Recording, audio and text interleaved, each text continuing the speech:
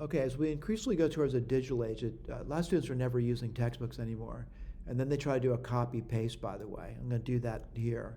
And then they go back and say, oh, I'll just type it into Sage, by the way. So solve, and I'll put the parentheses down over here, paste. All right, looks pretty good. I did a pretty good job, right?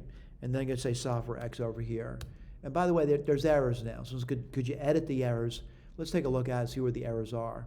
And by the way, you might be surprised by this, that if I think I know where the errors are, let me just type in when I think the errors are here. I'm just going over to my cursor key, by the way. But you might be surprised after I do this, there's more errors.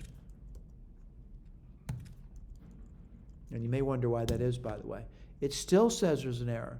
And by the way, you may not understand where the errors are at this point, but my suspicion is they're in the symbols that I'm using over here. And by the way, I said there's an invalid character in it. And what's the invalid character? This thing over here. So someone says, why is that? When I copy paste it over here, there's something peculiar about typeset work, by the way, that they might be using symbols that really don't represent the actual symbols that we want. So hit the up arrow again, and I'm going to just type over those symbols again, and we're going to type in there minus sign. That's all I'm going to do, type over them. So I'll put this over here. Again, I'm looking at my computer, and let's see what happens over here. To me, copy paste is probably not worth it. There's still other errors, all right? Expression cannot contain. So I'm seeing it now. Let's go back over here. And let's take on message. I don't think copy paste is such a good idea, by the way.